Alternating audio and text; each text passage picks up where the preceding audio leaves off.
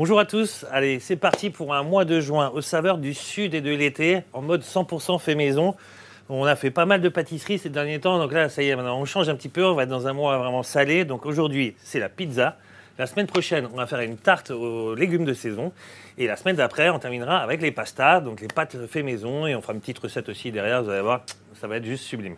Donc aujourd'hui on va faire la recette de la pizza margherita. D'ailleurs je vous expliquerai aussi l'histoire de cette pizza dans un petit instant. Donc au niveau des ingrédients, on n'a pas besoin de grand-chose. Le but aujourd'hui, c'est d'apprendre aussi une bonne pâte à pizza, une bonne base, et puis après un bon mode de cuisson. Ça, on va voir aussi dans un instant. Donc pour la pâte, on a besoin de farine. Alors c'est de la T45, vous pouvez prendre la T00. La T00, c'est la farine italienne, qui est un peu l'équivalent de la T45. Moi, je vous conseille quand même de prendre la T00 si possible. De l'eau, on a besoin de sel, de la levure. Donc là, je prends de la levure fraîche, de l'huile d'olive. Donc ça, c'est pour notre pâte. Après, pour la garniture, une sauce tomate faite maison, bien sûr.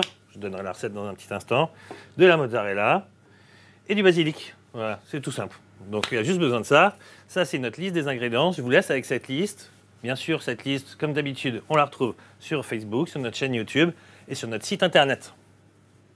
Au niveau des ustensiles, aujourd'hui, on va utiliser le robot pâtissier avec le crochet pétrin, voilà, le pétrisseur. C'est quand même beaucoup plus simple. Mais tout ça, pareil, ça peut se faire à la main. Ça prendra un petit peu plus de temps, mais ça peut se faire à la main. Après, on va prendre une pelle à pizza. Ça, c'est important. Voilà, on va prendre aussi un rouleau, mais c'est même pas obligatoire.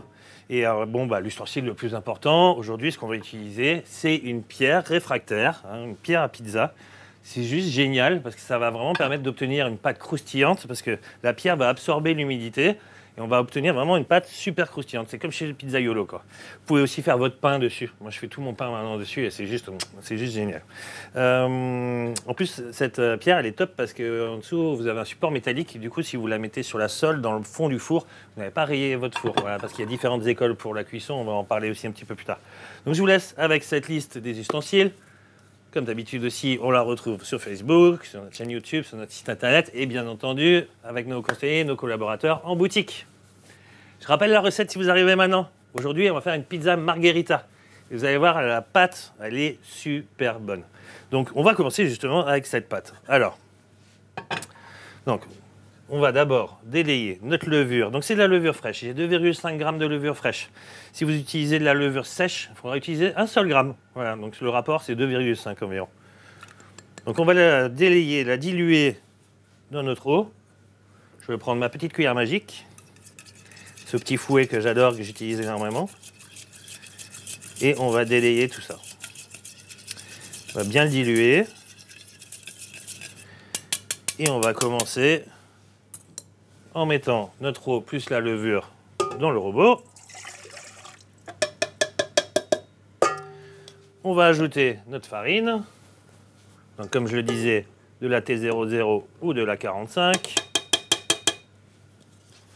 Et on va pétrir. Alors, là, on va partir. Il ne faut jamais pétrir à haute vitesse. Donc, on va partir, on pétrit sur vitesse 1. On va pétrir pendant 8 minutes.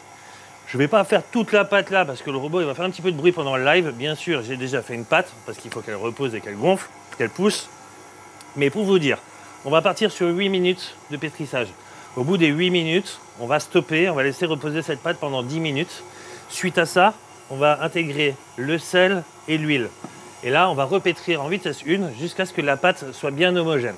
Okay, une fois que cette pâte elle est bien homogène, on va la sortir de la cuve de notre robot. Vous découpez 3 pâtons d'environ 250 grammes. Vous les boulez. Donc vous faites 3 boules, voilà, à peu près équivalentes.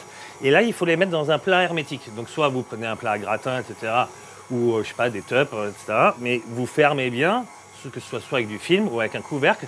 Et vous laissez reposer et pousser votre pâte jusqu'à ce qu'elle double. Donc ça peut mettre environ 3 heures, 3-4 heures maximum. Voilà. Une fois que la pâte elle a doublé, là c'est bon, c'est parti. Vous pouvez faire vos pizzas. Et c'est ce qu'on va faire tout de suite. Voilà. Donc, je vais les stopper, histoire que ça ne fasse pas trop de bruit. Mais bon, vous avez compris le principe. Et je terminerai ma pâte un petit peu plus tard, tout simplement. Et pourquoi on ne met pas le sel tout de suite? C'est parce que le sel et la levure ne font pas bon mélange. Donc, en général, même quand on fait des brioches ou d'autres choses, on ne met jamais le sel au contact de la levure. C'est une petite astuce. OK, donc, on a notre pâte. Là, j'ai ma boule de pâte qui est déjà prête, qui n'attend que nous.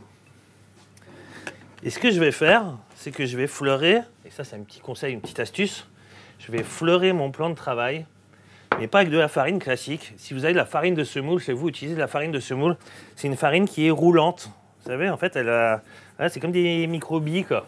Et c'est super pratique parce que du coup, c'est facile à prendre sur la pelle et c'est facile à enlever de la pelle aussi. Voilà.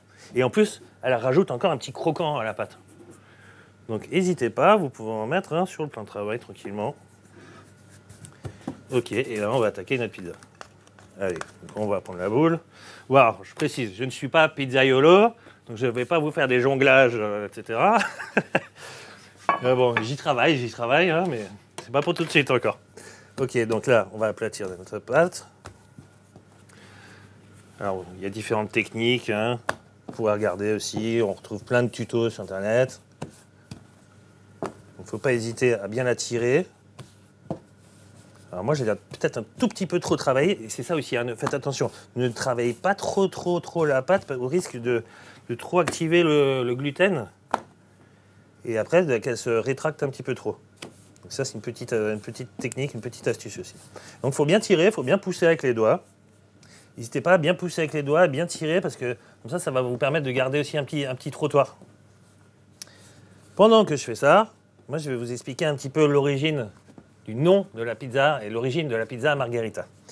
Alors, c'est un pizzaiolo. Donc, la pizza, elle est née à la fin du 19e siècle. C'est un pizzaiolo italien qui a créé cette pizza, en fait, en l'honneur de la reine Marguerite et en l'honneur du drapeau de l'Italie réunifiée.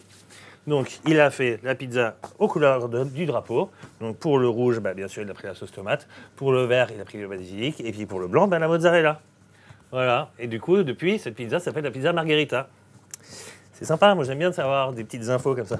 Donc là, je vais utiliser mon petit rouleau quand même. Un peu plus simple. Donc, vous pouvez faire une pizza d'environ 30 cm avec. Hein. Bon, là, vous m'excusez hein, si je ne vais pas faire une pizza hyper ronde, hein, mais on va faire au mieux. Ok, pendant ce temps-là, moi, j'ai déjà fait chauffer ma pierre à pizza. Alors, la pierre à pizza, ça c'est super important.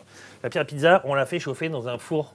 Donc froid, voilà. Il faut commencer à four froid et il faut la faire monter en température, mais pendant au moins une demi-heure. Et là, vous pouvez aller à fond. Hein. Donc là, nous, sur notre four, on est à 250 degrés. Si vous pouvez monter à 300, montez à 300. Il n'y a aucun problème, hein. Ça va cuire juste un peu plus vite. Vous pouvez même les faire sur un barbecue parce que vous pouvez monter jusqu'à 500 degrés avec cette pierre.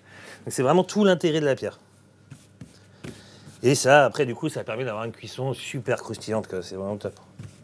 Ok, bon, allez, je vais m'arrêter là. C'est pas mal. Je vais mettre un petit peu de farine de semoule sur ma planche et on va terminer notre pizza tranquillement sur la planche.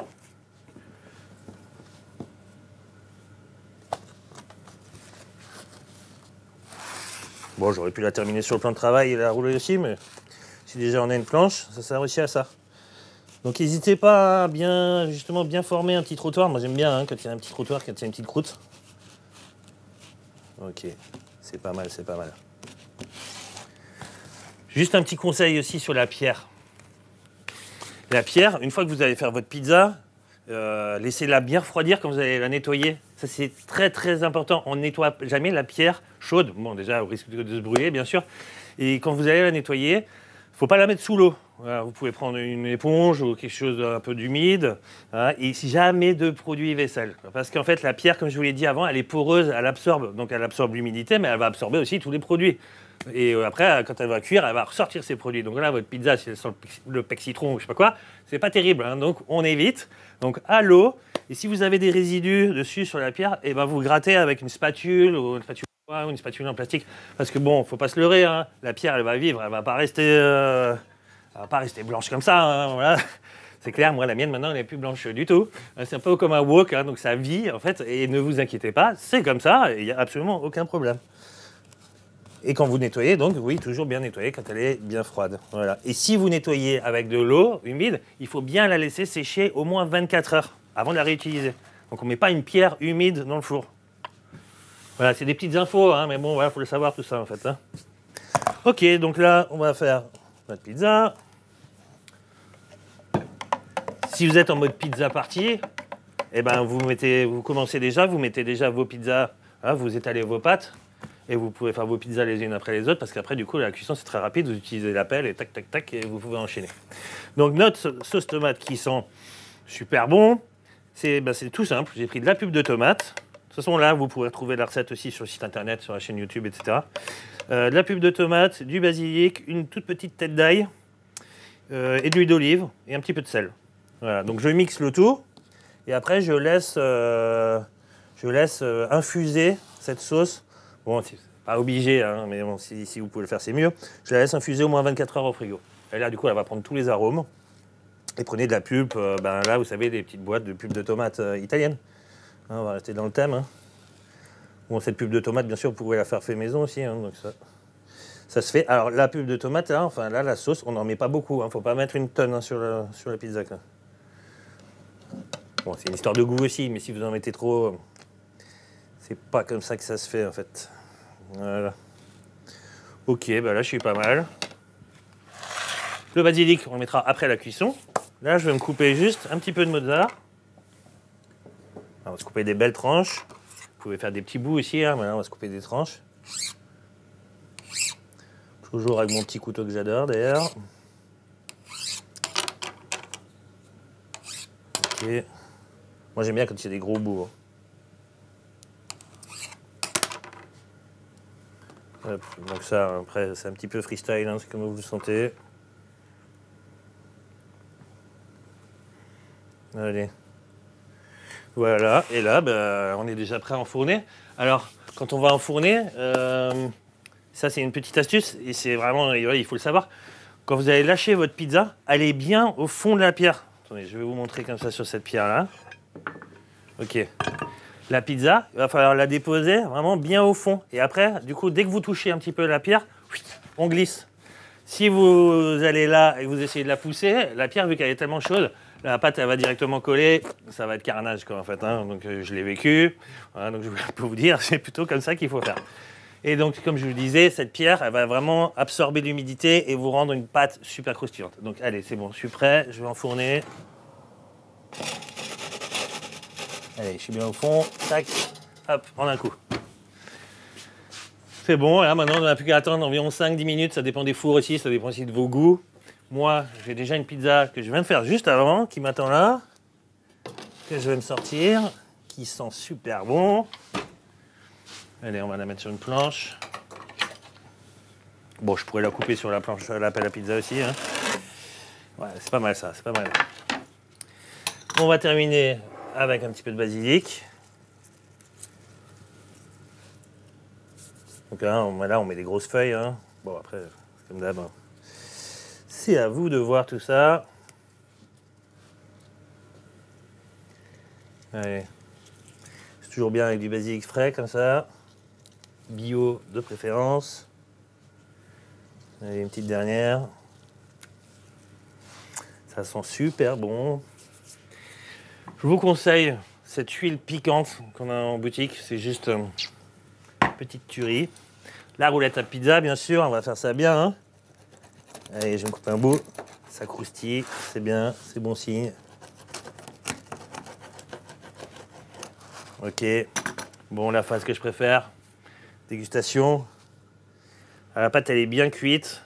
Voilà, on sent que ça croustille en dessous.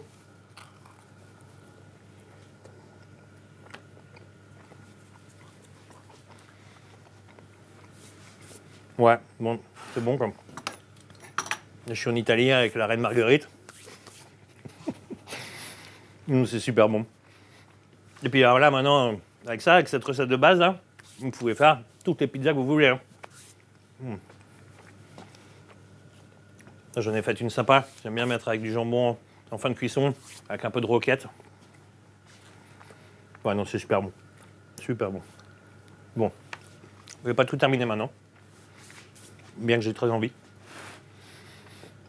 Je me mets ça de côté. Je vais en faire profiter aussi un petit peu l'équipe. Et puis du coup, voilà, c'est déjà terminé. Donc là, maintenant, c'est bon. Vous savez faire des pizzas. Donc à vous, les pizzas fait maison. Donc n'hésitez pas, si vous avez besoin de conseils encore un petit peu aussi. Nous, on est tous là en boutique hein, pour vous aider.